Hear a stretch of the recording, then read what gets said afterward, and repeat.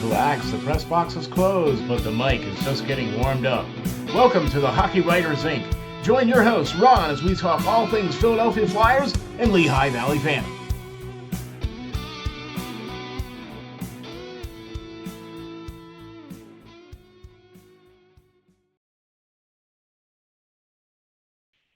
Ladies and gentlemen, welcome to the Hockey Writers Inc. with your host, Ron Mont. Hey, folks, how you doing?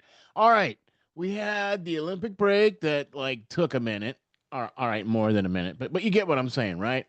So we're here at the Hockey Writers Inc. and we're back and we're at full swing and hockey's back and okay, hockey really kind of never really went away. It was just kind of a different flavor of hockey, but first of all, we'd like to say thank you all very much for joining us. Please hit the like and subscribe if you like what we're doing. We have welcomed in a very special guest on this 221st episode of the Hockey Writers Inc. Mr. Pearlo Wisdom, welcome to the show, sir. How you doing, man? It's going good, going good. Got hockey back again, just crushing. Yeah, I just love it. I love Olympic hockey, but come on, man. NHL hockey is the way to go. I mean, it is, right? You know what I mean? And so how are things going over there with you and the Ice guys and then the Pearlo and Rico's Jaime's exotic fantastic. Picks? I'm enjoying every minute of it, my friend, man. Just doing content like crazy, talking hockey all day long. That's what life's all about to me. So the more I'm doing it, the better it is. Exactly. I mean, come on, talking hockey, seriously, right? Yeah. Oh yeah. So I had to bring Pearlo in to get some of his kind of interesting views on Philadelphia. As you all know, Pearlo is a great friend of the show. He's been a guest on the show many times, and him and I also do a show called Puck in Deep, which you have to go check out some of the live shows that we've done over there on Pearlo's channel, and then you also got to check out some of the shows that we've done on our channel here as well, with like the likes of Lyle Richardson and things like that. So be sure to check out that stuff as well too, man. All right, my man. We're going to get into episode number 221 here for the Philadelphia Flyers come back after the Olympic break, and it didn't seem like anything was different. They come out and play against the Caps 3-1. It was like, it didn't seem like anything changed, like, but okay, so you come out after that long break and you lose a game in Washington against the Capitals, who had a couple players that played in the Olympics as well. And the Flyers had a few that played. Sanhiem was teammates with Tom Wilson from the Capitals. And the Canada team was able to bring home the silver. And then the Flyers had Ristolainen win the bronze with Finland. And then Vladar only played one game with Czechia, but still got to play, was over there. They didn't win anything, but still got to be over there. But Vladar was the story again for the Flyers. I mean, he just is able to keep them in games. And if it wouldn't be for him, and look, let's face it, the guy is pretty much, they're basically chipping away at the wall here. You know what I mean? Like he started off with a really good high 940 save percentage, and we're getting down closer to almost below 9 now. You know what I mean? And his wins or his losses or losses are piling up, and blah blah blah blah blah blah blah. But he's one of our best players. Mm-hmm. So, your assessment? Look, Perlo, you're the man that does a lot of the handicapping. Watches a divorce-worthy amount of hockey. Right, and that too, right? A divorce-worthy level of hockey watching. We kind of talked a little bit before the break, and it doesn't seem like anything's changed after the break, does it, with the Flyers? No, well, I didn't really think it would. Right. You got a very young team, and we talked about it like earlier in the season when it comes to Philly. All he was going to care about is how to teach this team how to play a compact defensive game. He didn't care about making the playoffs. Never did. Not going to until they get it. Well, And to some degree, though, Perlo, but he absolutely wants to make the playoffs. That's exactly what he's been pushing for. yeah, what he says and what he's going to, like, he knows that you're building a contender here in the future. And the only way to do that is you have to build a system that they can play. Now, he's never going to say, I don't want to make the playoffs or like anything like that. He would like to make the playoffs like that, but you're not going to with Trevor Zegras, Konechny, Michkov. You got some great guys that can do that. Cates, fantastic. Too bad Forster's not there. He's fantastic. Couturier is doing the best he can for his age and For what injuries he's and got. stuff like Yeah, that, right, right. for what he's got left. Yeah.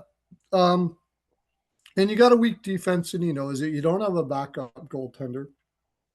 You know, Erison today already let one against the Rangers. I mean, the Rangers barely score one at home ever, and they have one now. And But they're even minus Panarin too, who had two assists. Had two yeah, assists in his right. okay. So that's all he was really worried about this year, I believe. Now, I don't care what he said or what anybody says or whatever.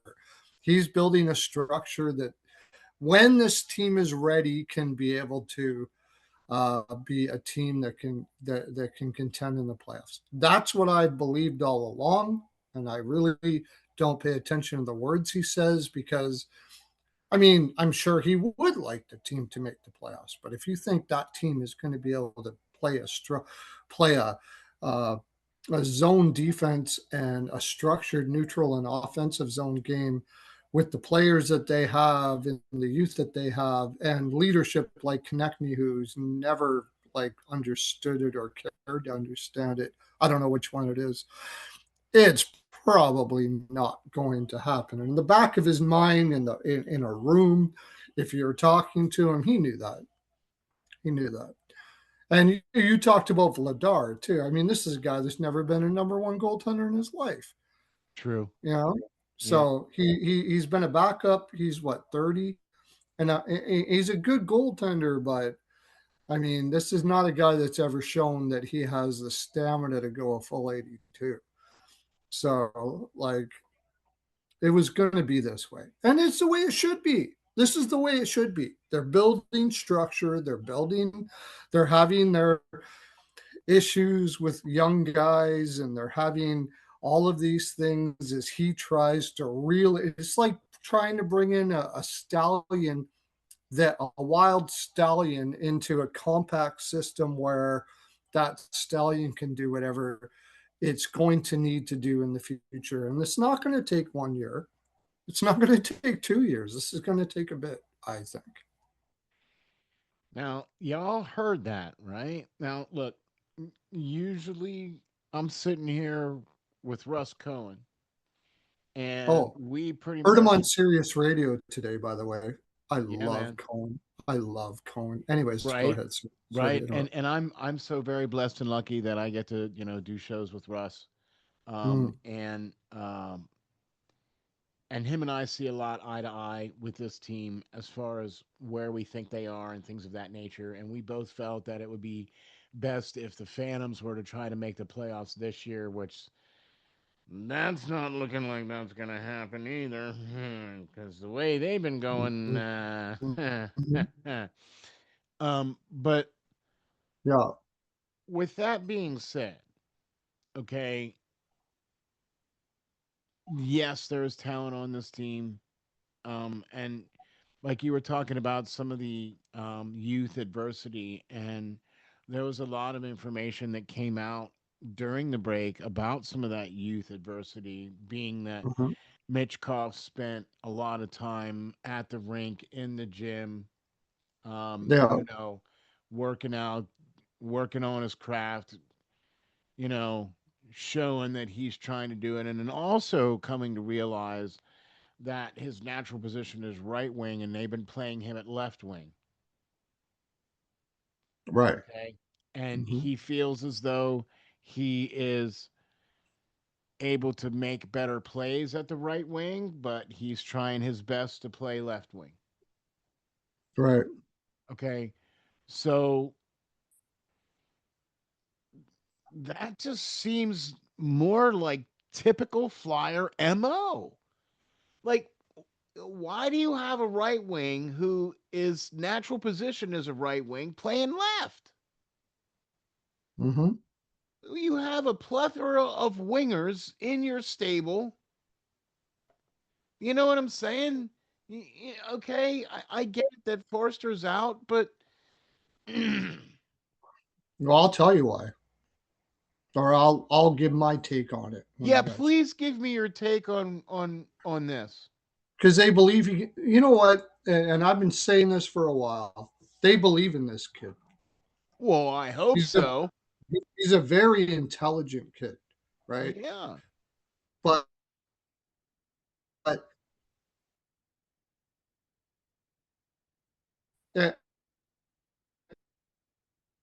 he's a thinker too. Like in Philadelphia, where he was doing thing on his view of how things should be. Like he said, you should dumping and chasing is not a good thing, or whatever the case may be. And you could agree with whatever. I don't know if you saw those videos. You can go find them on YouTube. Yeah, yeah, yeah. He's a he's a very intelligent kid. So what I believe they're doing with Michkov is they're challenging him in every way. They want him to grow as a better player. They want him to be able to play LW. They want him to play a dump and chase when it needs to be. They're teaching him the NHL game. And I've said this before. They've given up on Zegras and Konechny. Like that's what they are, and that's it. They're one-dimensional players that can pot goals or whatever the case may be. But Michkov is special. This guy could be, I believe, Matvey Michkov with his intelligence and his desire. Like people trying to say that, I don't know where this comes from. Michkov is not lazy, although he should have probably been better shape when he got in. But he is a guy who wants to be the best he can be. There's no doubt about that from what I've seen. You Right. see the frustration every once in a while, and all of those things come out. He reminds me of a less developed but possible able to be Marian Hossa. Wow. Yeah, that's what he reminds me of. And I believe that's what they see in him. This kid can be an extremely special, multi talented, play left wing, play right wing, play a full sheet, score goals, everything type of player. And that's what they want this kid to be. And like I said, they're not worrying about, I know they say they want to make the playoffs and blah, blah, blah, blah, blah. The main thing is developing kids like this. And they play them with who? They play them with the two best that they can right now, uh, t- two-way players that they have. Besides Couturier, but he's old. But I mean, for young players, Noah Cates and Bobby Brink. And they play him on the left side. Why? I just mentioned a guy who is not in the lineup right now and injured, and Forster. Forster. They believe he can be as good as Forster as a two-way player. They're saying, you know what? If Forster gets injured, we need to put you there. We want you to be there. They're preparing this kid to be one of the most multifaceted players in the league because they believe he can. And I think they're doing a hell of a job. I think people in Philadelphia are getting too caught up in winning. They are doing a hell of a job developing this kid. And I'm telling, they're challenging him like crazy. And you don't challenge a player like this unless you believe in them. Remember Well, what I was saying about Konechny and everything, and Tortorella challenged them for a while, and he just said, okay, they're not going to do it. But Michkov, they believe in this kid, and I think he's going to be a great player, a great player. Maybe not the most offensive player, 60, 70 point shutdown, play anywhere you want him type guy, and those are hard to find. okay, but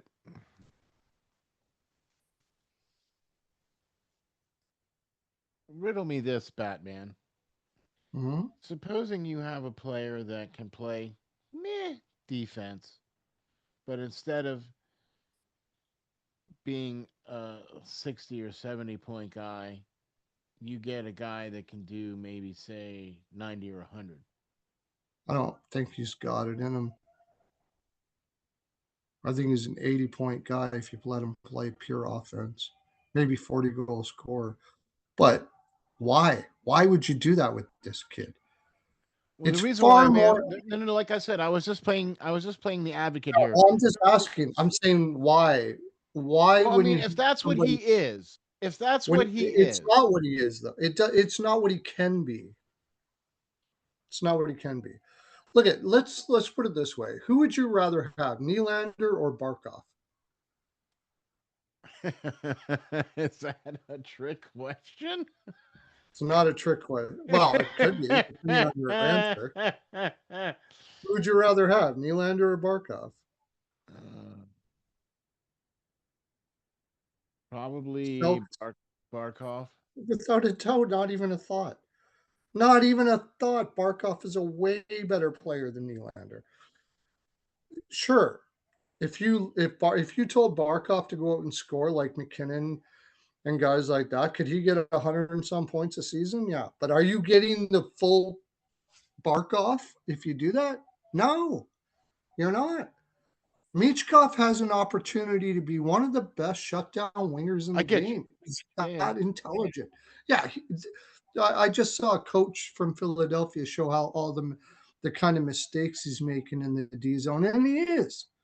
But the kid's improving and he's trying and he has the intelligence to learn. By the time Michkov's 23, 24, nobody's even going to be talking about any problems with Mitch. Okay. He's got 3, 4 years to be what he can be, and he's going to be very, very good. When this kid matures, is going to be an exceptional player. I agree with you 100%, man. I agree with you 100%. But offense, like, I mean, yeah, you can get the offense out of him, but I mean, he's got the intelligence to be a much better player than just throwing goals in the regular season and then Yeah. going into the playoffs. And everybody asks, what happened to Michkov? Well, I'll tell you what happened to him. He's a regular season player. They want to make this guy into a playoff NHL player, and they believe in him, Well, and I think he's going to do it. you have to be in the playoffs to make them a playoff player if you fix your collar. But Oh, my collar. Thanks. Is that what you're there you trying to go. tell me? Yeah, yeah. Like I was doing this, and I was like, Okay, but I I didn't. even I sent didn't you a know what text, you and were doing. I didn't know what you were doing. I was trying to be subtle. But But anyway, um, yeah. okay. I that's why I wanted to get your take on that. Okay, because you have a take on it that not very many people have, especially those in especially those on the fan side of things. And I see a lot of the I see a lot of the questions that are like, well, why is Michkov this and why is he that and this and that and everything else. And you see the same answer that comes from talking, where we're trying to do, Mm-hmm, we're trying to teach him and whatever, whatever, mm-hmm. and making comments like, well, you got to come into camp in shape and all this other stuff. And it's like they're basically deflecting the question or deflecting the answer because they're trying to do. I guess they're doing this project with Michkov, which okay. I mean, I guess if you can do that with a guy, then all right. But okay. But it's like you said though, Perlo. This is not going to be something that's going to happen overnight, and this team isn't going to be something that's even going to happen overnight. That's And the main thing here. Yeah, and the fact that the fan base look when you sit here behind this, you have to remove that bone in your head that roots for the team that you're talking about to some extent. You know what I mean? And you got to put yeah, on that analytic hat and go, okay, here's the reality of what's really going on. Okay, yeah, this team is in reality at least 2 more seasons away. I would say any jump higher than that would be very impressive to me. At the very least, even if you stay the course, if you stay with Tockett, you stay with Mhm. Briere, you stay with Keith Jones, and here's what's got to happen though, right? In the next three drafts, you got to hit. You got to get some guys, man, more than one guy. You got to get 2 or 3 guys that hit in your draft that make it to your team. Yeah, Okay, yeah, because right now yeah. you I ain't. agree with you there. That's for sure. Right. Because right now you ain't. Okay, I'm going to tell you Yeah. right now, I really don't see Lachenko being anywhere even remotely sniffing the Flyers at all.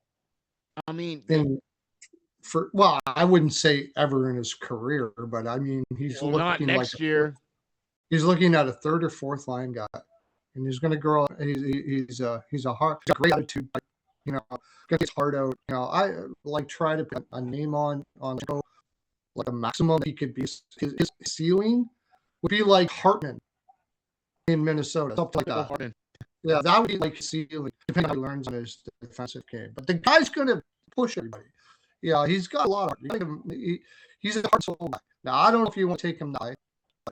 I'm saying he's one of those guys that you trade up for to get, and if you're going to trade up for somebody like that, then you need to make sure that that guy hits, that he's going to be a right. part of your team in a very short amount of time with a very I wouldn't say that. well, No, a small I turnaround. wouldn't say Like you don't want to draft a guy that's 7th overall and have him before your budget. yeah, Do well, you? let's look at what is that draft? What draft is that? 2023, 2024, 2025, somewhere around. For I want to say 24. Lachenko was 24, I think. Was he 24? Our crack research staff is looking that up right now. Yeah. Okay, 2024 draft. 7th overall. That was Celebrity draft. Seneca, Columbus Swift on Dundoff. What did you say, 7th? No, it's not 2024. Maybe 23. because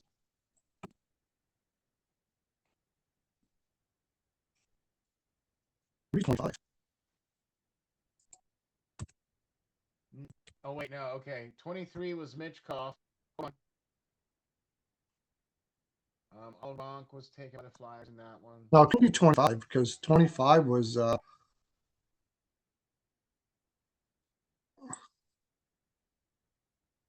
because 25 was they moved up to get that Fiddler kid, right? So 2022, really? I just looked at 22, and it's not. Cutter Gote was 22. 23 then. It has to be. Yeah, because last year they got Porter Martone and Jack Nesbitt, and yeah, so Nesbitt, that's who it was. Nesbitt. That was the Bedard draft. 21. No, that's Michkov.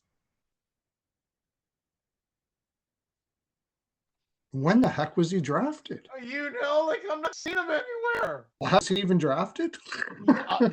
Dude, and he was traded up for numbers. Excuse us while we figure out what the heck is going on here. Yeah, no, this is interesting. Well, let's look up his name. Hey, there's Or maybe do that. I thought it was going to be real easy.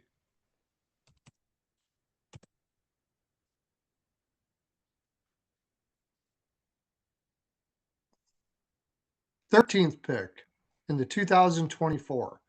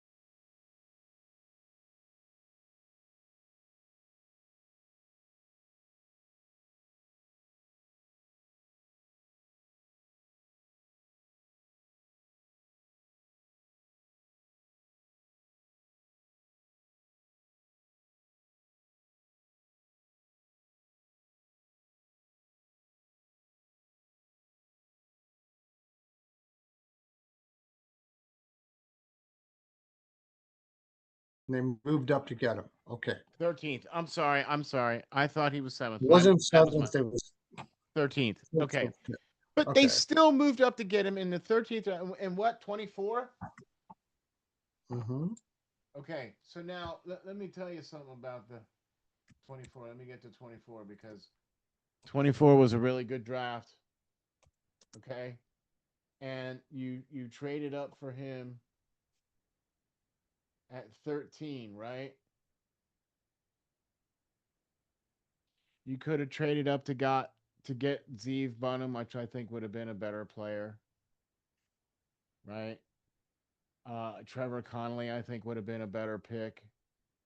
Um, He's not doing so good right now, Trevor Connolly. right, but I mean, I'm just saying, it's that whole set of guys. I mean, I don't know, mate. He's just it just doesn't Fonseca, seem like Helenius, Nygaard, Juracek, Parashek, a lot of guys that are not really throwing. Michael Hayes. right, which he But could have besides been. that, I mean, it was. But you're saying trading up. In other words, they could have got the same kind of player if they didn't trade up. Right, But I exactly. think that they liked about Luchenko and is that I mean, this guy has got balls, and that's And what he's got they speed. and he's got speed, and I think they've just been building around that um, attitude, and they just loved his attitude. So I don't know what he's going to turn into. I don't think it was a terrible thing. We'll see. We'll see what it is. But I mean, it doesn't look like he's going to be a high point producer in the NHL. No, But that no. doesn't necessarily mean he's not a very effective player for you either. So And he needs time down in the Phantoms. He needs to have that time down there in the Phantoms to get more acclimated to get because he needs to be that kind of player that plays those big minutes to get to see if we can get what we're going to get out of him. You know what I mean? You can't give him oh fourth yeah, line minutes and he's definitely a slow burn. yeah, right? He's going to have Okay. to be cooked in the minors. But going back Exactly. to what we were saying, they they're like, yeah, they're really far away, and they know that. I don't care what they're saying. They know that. They know they are. And they They had a know lot they're far away. of draft capital last year. I mean, 3 number 1 picks, Mm-hmm. 3 second round picks, Mm-hmm. right? They and 2 third round picks and such and such. And I really just felt like they could have been better picks. Well, it Okay. was a Now, weak draft, but but and you did get Porter Martone, which all right, that was pretty good. if You know that's what I what you mean? get, I mean, you're doing pretty darn good there. Right.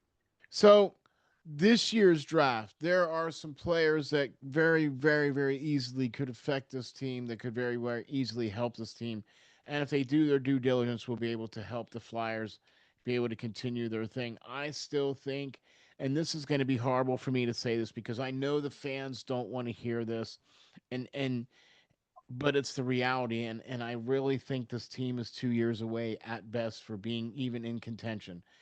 The the fact that they Huh? are trying so hard to win now and with the injuries, with the lack of talent, the severe lack of talent on this team and the severe lack of depth up the middle has really hindered this team from being anything even remotely close to any kind of anything.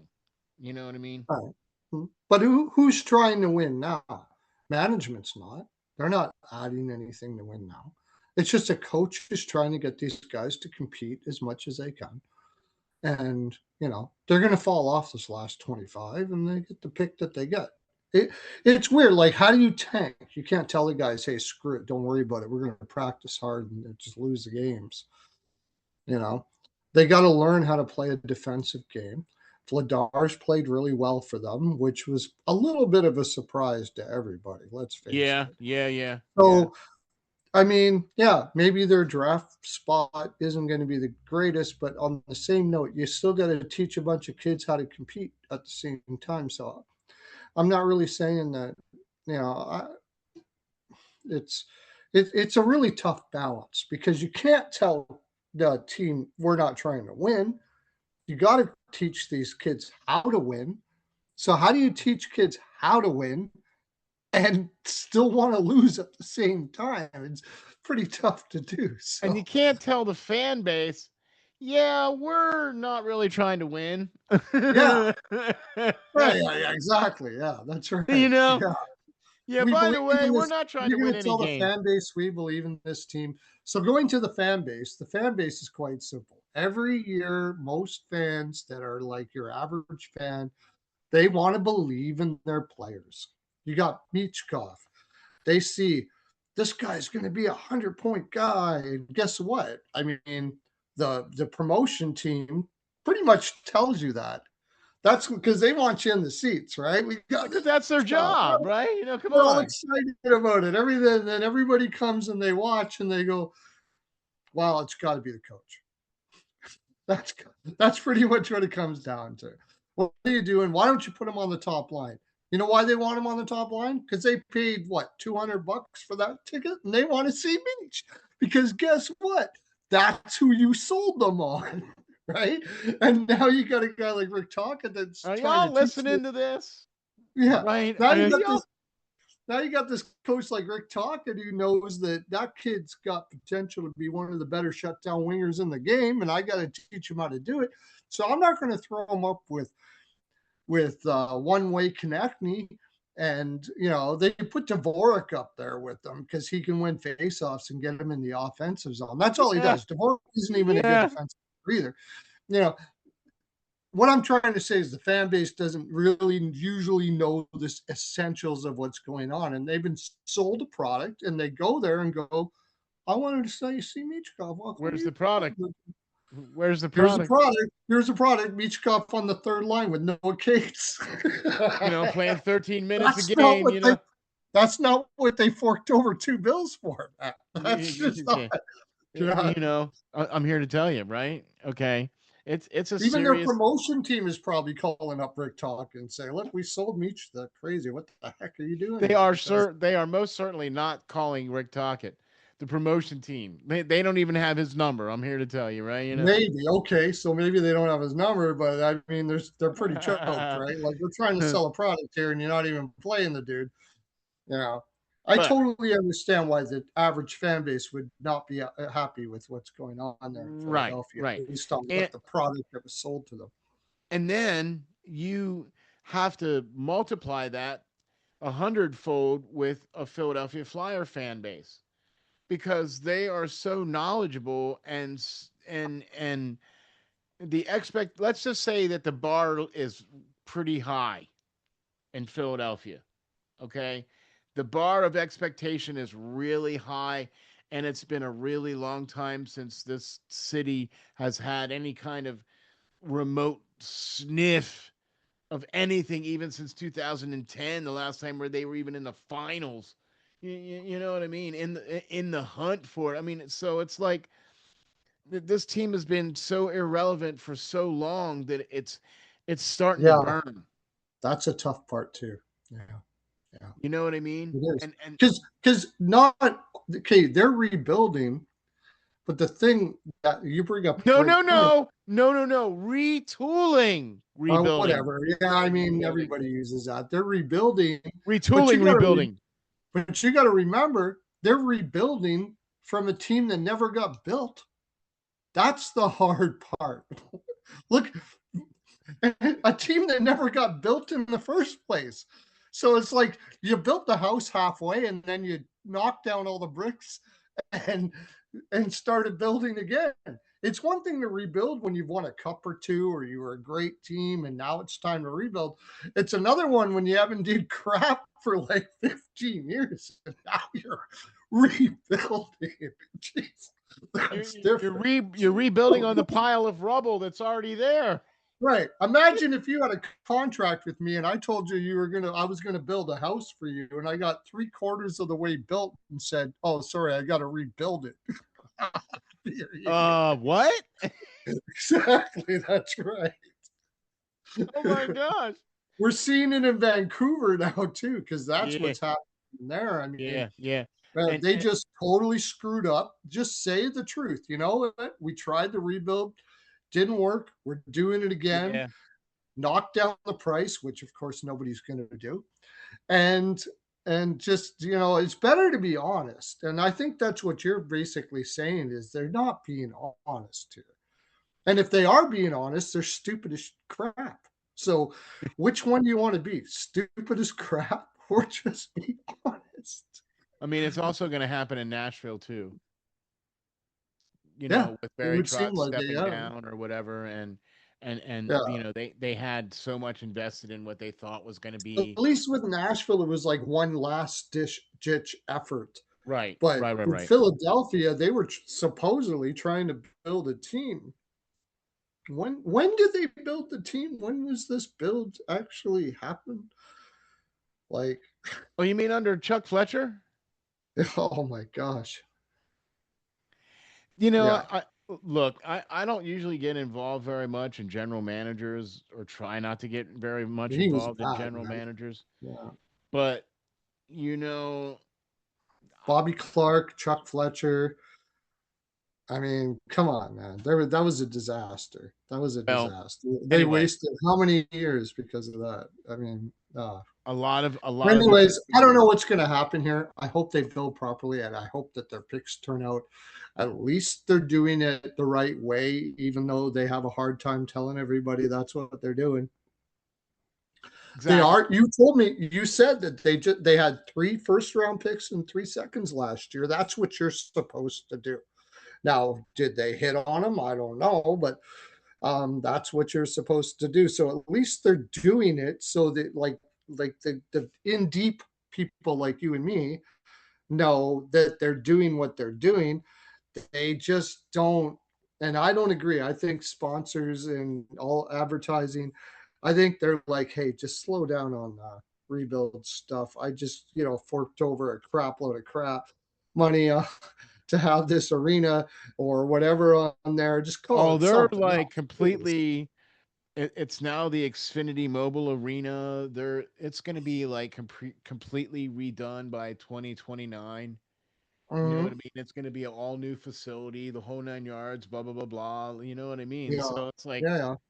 okay, all right, I get you. But and this coincides kind of with the Phantoms too, because the Phantoms have significantly dropped off. They were in third place, they're now in sixth. They only have 50 points. They're really on the outside looking in. They're not even remotely sniffing a wild card, No, even in the AHL. And right. The knowledgeable fans know what they're doing and want them to keep on doing it. Because we talked about it last time we talked about Philly. We think it's a good idea to trade Connect Me. That's what knowledgeable fans want them to do right now. To do it right. Build this I team. you got to So, do something like that in order to build the capital that you're going to need to go into this draft and the next draft are going to be some really right. good deep drafts. You're going to need to Yeah. be able to hit on more than one guy per draft. You know what I mean? Mhm. They did. And I then, thought trade for Ladar, make Erson your number one. And there you go. You got it. And there you go. You got it. You're bottom of the league and for I the next brought Perlo in years. because I wanted to hear his take on things for the Philadelphia Flyers. All right, note to self: Yeah. don't do that Well, if you again. want to really truly do it as a management team and actually rebuild, that's what you Right, do. And right. trade Couturier, please. Like, I talk to would, the dude. yeah, yeah. In a Come on, minute. man. Like, come on. You Okay. had there's teams out there that could use his services. Take 2 million off the rest of his salary, and somebody will pay 6 mil, give you a first or something like that. Come on, man. Yep. Like, it's sad watching that guy that struggled his ass off to come that injury, all that stuff like that. It's really not fun to watch that guy. It isn't. I know he's pretty good service there for him because he's a great character dude. He was a great captain. It's too bad that Couturier situation was really sad to me because that guy was a darn good player before he got injured. Like really Agreed. good. And to be honest with you, I think that Fletcher offered that contract was more of a, hey, we're still behind you kind of thing. And, I don't even know why they gave him that kind of money because he probably would have. Look, I don't get it, but hey, that's why I sit over here and those guys do what they do down there in Philadelphia. You know Yes. what I mean? And so Yeah. I just get to sit back and scratch my own and go, you paid him how much? For how long? Okay. Yeah. Anyhow, thank you all very much for tuning us out. Would like to say a couple of shout outs here. For one, would like to say a big thank you to all of the Facebook groups that allow us to post our show on your Facebook. I really appreciate how you guys allow us to be able to post shows on the Facebook groups. So thank you for that. I'd also like to say big thanks to Lowercase Blues. You have to go over to lowercaseblues.net. Check them out. Jake and the boys. If you are in the Delmarva area on the East Coast, you got to go to their website, lowercaseblues.net. Get in touch with them, find out where they're playing, and go see them. Download their videos of their new album, check out some of their swag on the website. These are the guys that have our introductory music. They are smoking. Go check out Jake and the boys, lowercaseblues.net.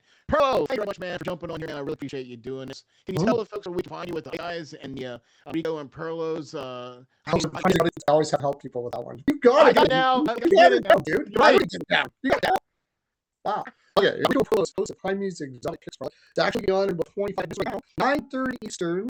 Check me out at Pros NHLPOW on Twitter. You can get that. You can get all my link on there for that to watch the show. You also, I started a pretty cool thing on a thing called Winnable. Oh, okay. And you get all my NHL picks. If you go to my community link on that Pearlo's NHLPOW and hit that, you get a promo code. You get all my picks except for like my premium bits. If you want that, it's like $8 a year. You want one less than that. $40 a year. Are you kidding me? Not even like any at all. So you can grab that. But yes, these guys, I just did a show. Was it today? No, yesterday. And Wednesday and Mondays on there. Voted the best NHL podcast in North America now, 2 years running. Right. Don't watch me on Monday and Wednesday. Watch them all the time. You like to have a little stretch in your pocket if you do that sort of thing. However, you don't have to. If you like in-depth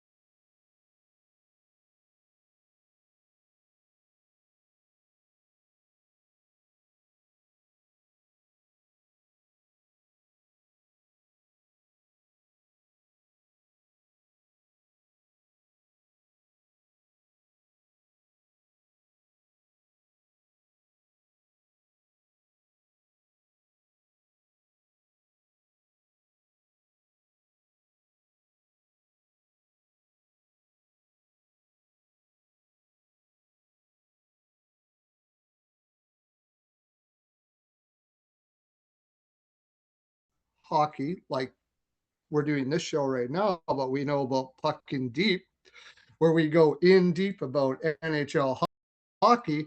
On this channel right here, Ron has given me the opportunity to be part of that show, and that's freaking awesome. Go check out those ones we just did recently too.